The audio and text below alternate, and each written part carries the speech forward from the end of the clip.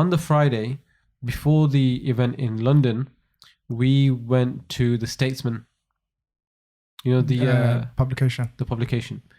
They invited us. That was when Mehdi Hassan was the editor. Okay. So when they found out the talk was happening, they reached out to me and they said, you know, we've seen that you've got Professor Norman Finkelstein. Do you have some time on your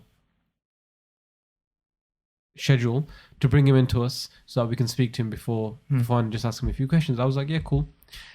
And I learned more just sitting in that room because the New Statesman guy or the Statesman guy, like, is it the New Statesman or the Statesman? I think it's the New Statesman, right? Let's just call it New Statesman. If we get any haters in the comments afterwards telling us we got it completely wrong, we apologize beforehand. And we don't read the comments. Oh, very well. I probably do. Cutting myself afterwards reading all these guys out. So when we got there, I mean, the guy who was speaking to Professor Norman is hyper smart, man. Super duper miles smarter than I ever can be and will be. And was asking him all these deep philosophical, multi-layered discussions, and it was like a back and forth. He was recording everything on his dictaphone, but it wasn't the New Statesman guy. But he wasn't like the discussion. It was like an interview for their magazine, but it wasn't the case that he came in with 50 questions and he was just going to read off a sheet and ask the questions. He was responding to everything Professor Norman was saying. So a few things that came up was he asked Professor Norman, "What's it like going around with Muslims all the time and doing all these Muslim things?" And he goes, you know, because of the position that I take, a lot of the times and he points at me, he goes, I'm invited by Muslims to these events. And he goes, a lot of the times when I go to these events, pretty much everyone gives me a Quran.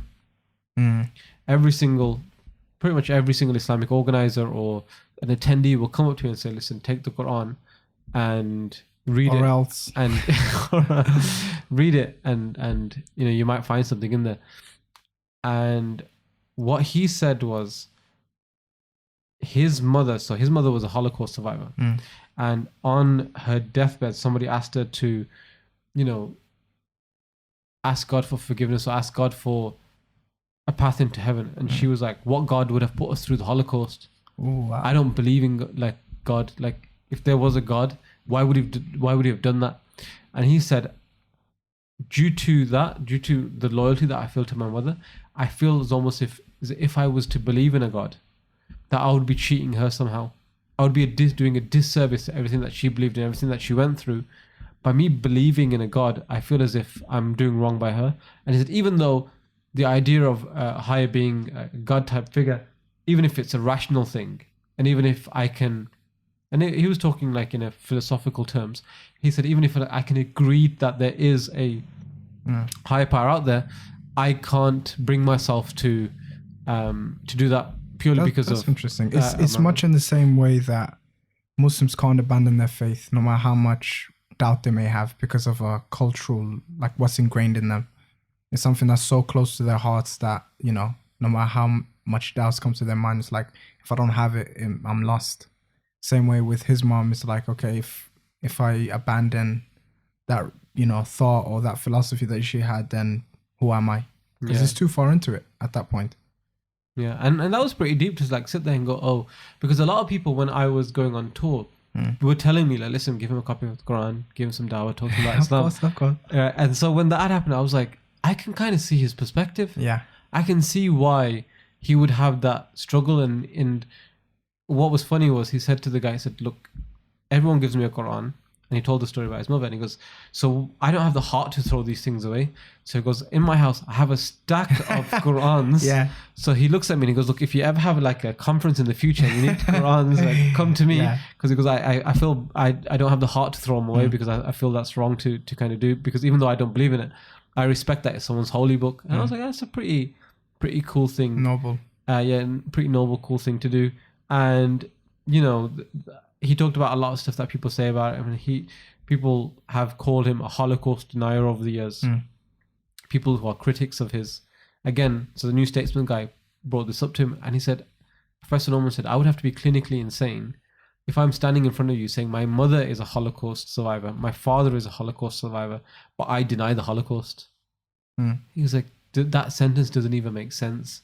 Like, why would I on the one side be stood up on stages and saying my mother is a Holocaust survivor and I still side with the Palestinians because I see the discrimination and the oppression that's been taking place. But in the next sentence, somebody has attributed me saying I deny that the Holocaust ever took place. He was like, I would have to be clinically insane if I said those two oxymoronic, statements back to back. So he looked at the guy and he was like, do I look insane to you? And the guy was like, no, you look perfectly fine, rational. He was like, so what makes more sense? I said that the Holocaust didn't exist, or people have just attributed that statement to me. And the guy was like, okay, I get you. You know what I mean? And that's kind of what happens. What's interesting, and even it happens in the Islamic scene as well. Yeah. And of course, it's happened to him in his space. You put your head above the parapet, people are going to shoot you down, and they're going to want you to shoot you down. And on every minimal thing, no matter how rational or irrational it can be. People make stuff up just to bring you down. And a lot of people will believe it because if something is said so many times, of course, people are like, well, if I've heard it 100 times, then it must be true. Rather than, well, maybe you heard it from the 100 wrong people who all relate it from another person, who relate it from another person, from a guy who just made it up for spurious and detrimental reasons, just wanted to just go after a guy. So I really I liked him from that from that point of view, and I really gained a lot of insight in regards to how to do dawah with someone. Sometimes you just have to be a nice person, not the here's a Quran, read it, not the I just treated him with respect, took care of him, took him around, was generally nice to him, and I was like, this will be my dawah to him. I don't need to give him something to show him what Islam could be and should be.